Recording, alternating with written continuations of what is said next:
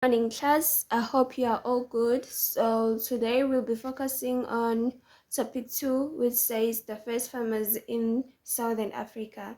So before we move on, I'd like to tell you that this time you are going to learn about how the first farmers of Southern Africa lived and how we found out about them.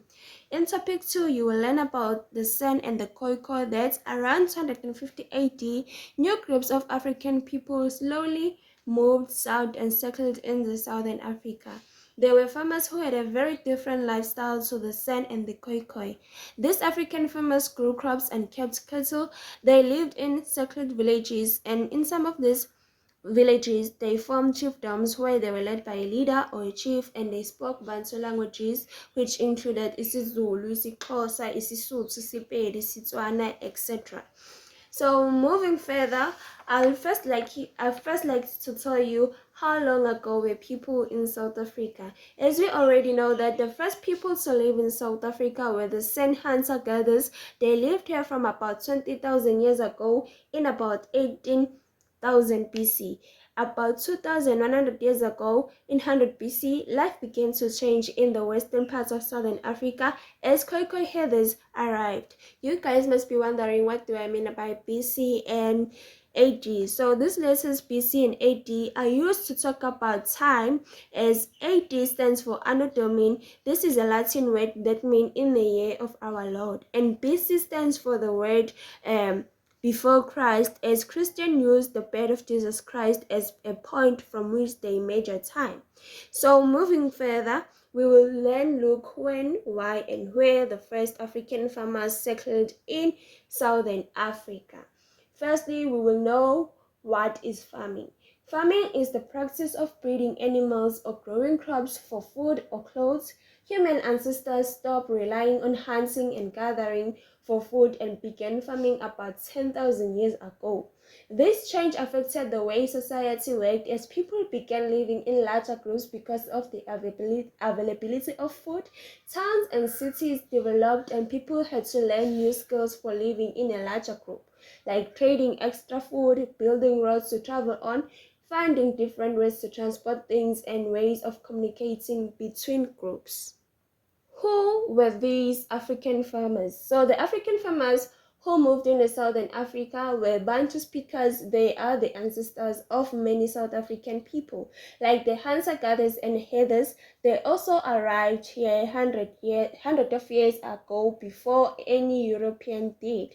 These farmers brought more ideas and skills to the east of the Southern Africa, just like the Khoisan and their herds of animals. They introduced crop cultivation, metal tools, Bantu languages, and village life to the eastern parts of the country.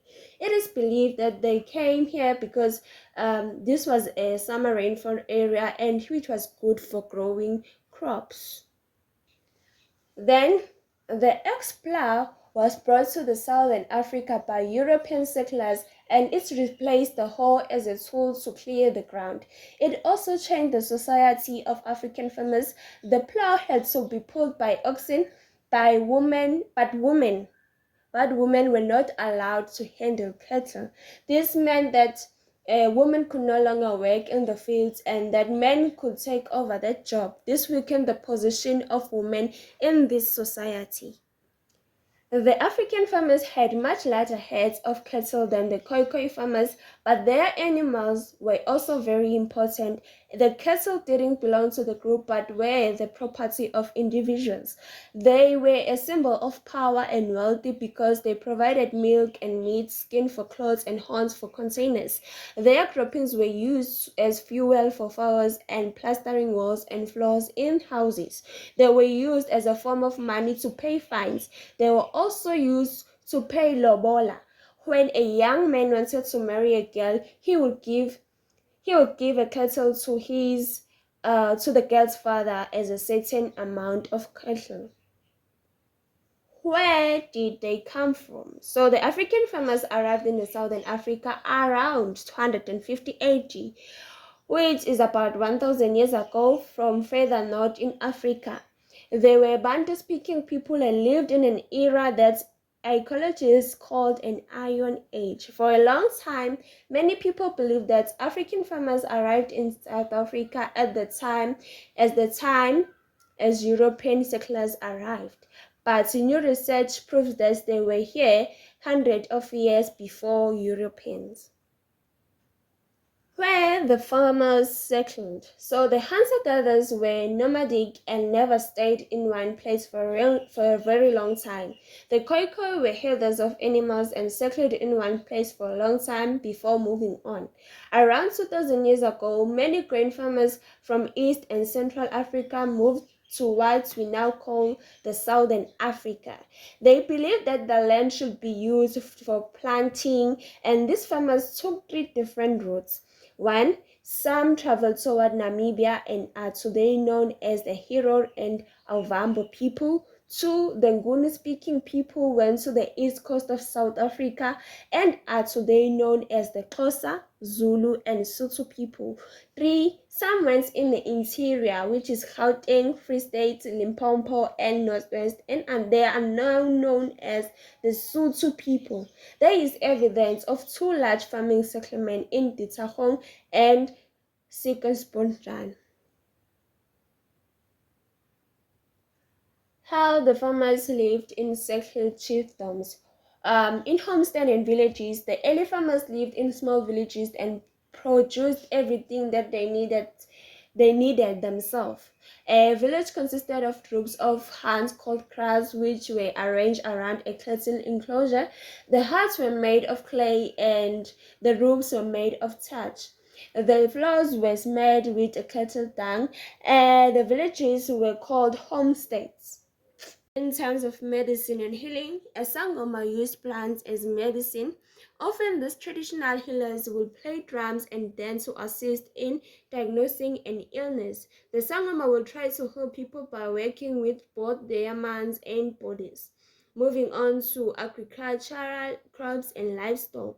The early farmers grew crops, and this shows that unlike the San and the Khoisan, who were always moving around, they lived more settled lives.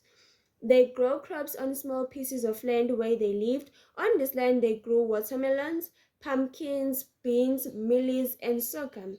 This crop needed summer rainfall, so they lived in parts of the country where there was sufficient rainfall. In terms of culture of cooperation, the San, Khoisan, and the early farmers started trading with one another. Slowly over time, the African farmers married into the San and the Khoisan tribes. The clique sounds that are so prevalent in the San and the Khoisan languages were also integrated into Zulu and Xhosa.